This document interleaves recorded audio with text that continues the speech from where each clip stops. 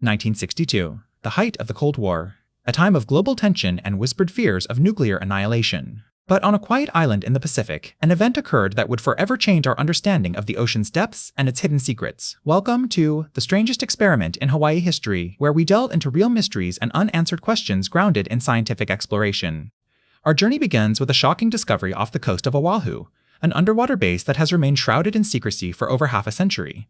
In 1962, the U.S. Navy was conducting routine sonar mapping exercises near the Hawaiian Islands when they stumbled upon something extraordinary, a massive artificial structure resting on the ocean floor at a depth of approximately 4,000 feet. Measuring nearly 3/4 of a mile long and over 100 feet tall, this colossal edifice defied all logic and explanation. The Navy quickly classified the find, but word leaked out through unnamed sources who claimed that the structure appeared to be some sort of base or installation, complete with what seemed to be entrances, passages, and even docking ports. Conspiracy theories ran rampant, suggesting everything from extraterrestrial origins to top-secret military projects. But who would build such a thing? And why? The most likely candidate is the United States government itself. During this era of heightened Cold War anxiety, the U.S. was actively exploring unconventional strategies for national defense.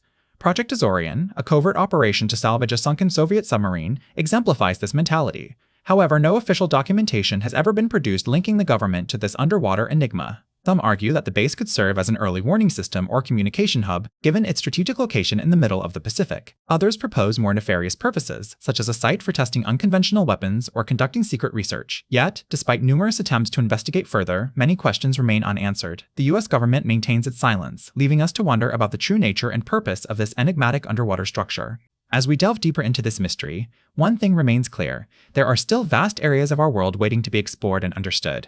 And sometimes, the most intriguing puzzles lie not in the stars above, but in the depths below.